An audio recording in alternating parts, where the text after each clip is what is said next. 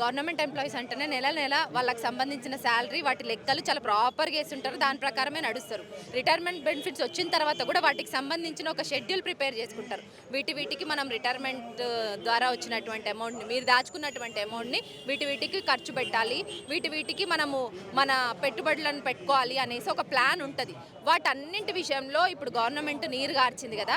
ఇప్పుడు మీరు అంటే బయట కనీసం అప్పు తెచ్చుకుందామన్నా అప్పు పుట్టని పరిస్థితి.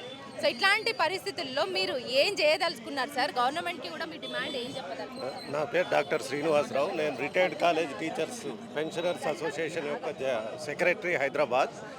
ప్రభుత్వం కాంగ్రెస్ యొక్క మేనిఫెస్టోలోనే ఆలోచించిన తర్వాత మాది రాబోయే ప్రజాప్రభుత్వం, మేము వచ్చినట్టయితే ఎంప్లాయీస్కు, పెన్షనర్స్కు తప్పనిసరిగా వారికి ఉన్నటువంటి బకాయి డిఏలను క్లియర్ చేస్తామని, వాళ్లకు క్యాష్లెస్ ట్రీట్మెంట్ ఇప్పిస్తామని, రాబోయే రోజుల్లో వచ్చే పెన్షనర్ బెనిఫిట్లు అన్నిటిని కూడా ఆపకుండా ఇస్తామని వాగ్దానం చేసి మేనిఫెస్టోలో పొందుపరిచి ఈ ప్రభుత్వం వచ్చింది. వచ్చినటువంటి ఈ ప్రభుత్వం తన యొక్క బాధ్యతను విస్మరించి రేవంత్ రెడ్డి గారి ప్రభుత్వం ఈరోజు పెన్షనర్స్ యొక్క మానసిక శోభకు గురి చేస్తూ నానా ఇబ్బందులు పెడుతుంది. ఇక్కడ ముఖ్యంగా గమనించవలసింది ఏంటంటే, పెన్షనర్ రిటైర్డ్ అయ్యేటప్పుడు ఉన్నటువంటి జీతంలో పెన్షన్గా 35% మాత్రమే వస్తుంది. మిగతా 65% ప్రభుత్వానికి మిగులే. ఆ మిగులు నుంచి పెన్షనర్స్ యొక్క అన్ని విధాల బెనిఫిట్లను ఇమీడియట్గా ఇవ్వాల్సినటువంటి బాధ్యత ప్రభుత్వానికి ఉన్నది. పెన్షనర్స్ ఉద్యోగస్తులు కలిసినట్టయితే రాష్ట్ర జనాభాలో 20% ఉంటారు. 20% మంది ప్రజలు, ఎందుకంటే రిటైర్మెంట్ అయినటువంటి వాళ్ళు ఇంటికి 25 వేసుకున్నా మేము దాదాపు 20% మంది అవుతాం. గడప గడపకు పెన్షనర్స్ అనే స్కీమ్ తీసుకొని ఇంటింటికి పోయి ఈ ప్రభుత్వాన్ని ఎండగట్టి, ఒకవేళ మా యొక్క నిబంధనలను గిట్ట నిర్వహించినట్టయితే పెద్ద ఎత్తున ఉవ్వెత్తున ఉద్యమాన్ని సాగిస్తాం. ఈ ప్రభుత్వాన్ని గద్దె దించేదాకా విడిచిపెట్టమని మేము మా యొక్క అసోసియేషన్ల తరఫున మేము గట్టిగా పోరాడడానికి కార్యాచరణాన్ని తయారు చేసుకున్నాం.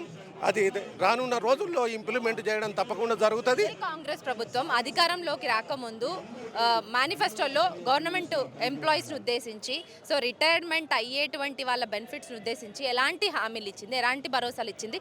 ఇప్పుడు దేని మీద నిలబడలేకపోతుంది? అదే నేను చెప్పాను కదా, వాళ్ళ మేనిఫెస్టోలోనే పొందుపరిచింది.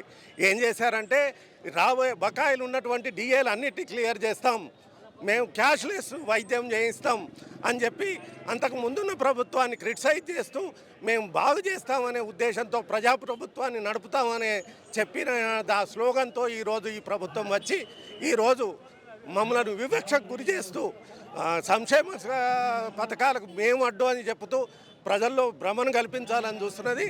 మేము కూడా ఇంటింటికైనా వెళ్ళి, ఎందుకంటే మేము కూడా మాకు వేరే పని ఏం లేదు, మాకు జరుగుతున్న ఈ అన్యాయాన్ని ఇంటింటికి తీసుకెళ్తాం.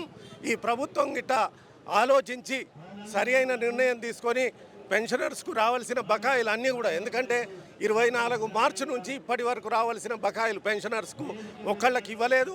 ఈ యొక్క మానసిక శోభతో ఇప్పటి వరకు దాదాపు 15 మంది ఆత్మహత్యలు కూడా చేసుకున్నారు. ఈ పరిణామం ఇంకా తీవ్రతరం అవుతుంది. ప్రతి ఇంట్లో ఇదే ఉన్నది. అయితే రేవంత్ రెడ్డి గారు చెప్పారు, కుటుంబంలో తల్లిదండ్రులను గిట్ట పోషించకున్నట్టయితే ఒక ఎంప్లాయీ యొక్క 15% వాళ్ళకు కట్ చేసి ఇవ్వాలి అని చెప్పినటువంటి రేవంత్ రెడ్డి ఇవాళ, ఎందుకంటే లైఫ్ ఎక్స్పెక్టేషన్ పెరిగింది. 80-90 ఏళ్ళ వృద్ధులు తల్లిదండ్రులు ఇంట్లో ఉన్నారు. క్యాష్లెస్ లేదు. క్యాష్లెస్ ఇవ్వడంలో సమస్య కూడా లేదు. ఎందుకంటే ప్రభుత్వం పెన్షనర్స్కి కానీ ఉద్యోగస్తులకు కానీ నెలకు దాదాపు 600 రూపాయలు మెడికల్ వేస్తుంది. దానికి తోడు మేము 1000 రూపాయలైనా కడతాం నెలకు అంటున్నాం. అంటే 1500 రూపాయలు మేము మెడికల్ ఇన్సూరెన్స్కు నెలకు కడతామంటే 18,000 కడతామంటున్నాం. ప్రభుత్వం సక్రమమైన ఆలోచించి ఇన్సూరెన్స్ కంపెనీలతో టైఅప్ చేసుకున్నట్టయితే క్యాష్లెస్ వైద్యం ఇవ్వచ్చు. వాళ్ళ మీద ఎటువంటి బర్డెన్ పడదు. అనారోగ్య కారణంగా చనిపోతున్న వాళ్ళ అంటే వాళ్ళకి సంబంధించిన ఇన్ఫర్మేషన్ని తీసుకొని కావాలనే ప్రభుత్వం మీద బురద జల్లేటువంటి ప్రయత్నం, దీంట్లో అంటే బెనిఫిట్స్ రాకనే చనిపోయారన్న ఒక అపోహని కల్పిస్తున్నారు పబ్లిక్లో అని కూడా మాట్లాడుతున్నారు ముఖ్యమంత్రి, మంత్రులు. బ్యాక్ ఎండ్ అది కూడా తప్పైన అపోహ. ఏదైనా మేము మా యొక్క సాధన కోసం, మా యొక్క హక్కును సాధించుకోవడం కోసం పెన్షనర్స్కు రావాల్సిన బకాయిలు అన్నీ కూడా రాజ్యాంగబద్ధమైనవి. మాకేదో భిక్ష పెట్టి ఇచ్చేది కాదు. మా యొక్క హక్కు ఇది. మా హక్కు కోసం మేము పోరాడుతున్నాం ఈరోజు. కాబట్టి మా హక్కును వాళ్ళు విస్మరించడానికి అవకాశం లేనే లేదు.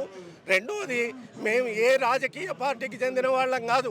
ప్రభుత్వం పూచి చూపిస్తున్నది. ఎవరైనా మాకు రావాల్సిన ఇవి ఉన్నాయని చెప్పంగానే వీళ్ళు ఆ పార్టీ వాళ్ళు, ఈ పార్టీ వాళ్ళు. మేము ఏ పార్టీ వాళ్ళం కాదు. మాకు పార్టీలతో సంబంధం లేదు. మా యొక్క అవసరాలు, మాకు రావాల్సినటువంటి మా హక్కులను కాపాడుకోవడానికి కోసమే పెన్షనర్లు పోరాడుతున్నారు. కాబట్టి ప్రభుత్వం దయచేసి ఈ విషయాన్ని గ్రహించి రేవంత్ రెడ్డి గారు వారి మంత్రులందరూ కూడా ఇది చూసినట్టయితే వాళ్ళందరూ కూడా ఒక ఏకాభిప్రాయానికి వచ్చి పెన్షనర్లకు చేయాల్సింది కూడా మన బాధ్యతే. ఎలా అయితే సంక్షేమ పథకాలు చేస్తున్నామో పెన్షనర్సు ఉద్యోగస్తులకు సక్రమంగా చూడాల్సిన బాధ్యత ప్రభుత్వం దాన్ని గుర్తెరిగి మా యొక్క డిమాండ్లను వెంటనే సాధించి పెట్టినట్టయితేనే ప్రభుత్వానికి మనుగడ ఉంటుంది. ఒకవేళ దాన్ని విస్మరించినట్టయితే ప్రభుత్వం దిగిపోయే వరకు మేము ఖచ్చితంగా పోరాడతామని ఈ సభాముఖంగా తెలియజేస్తున్నాం.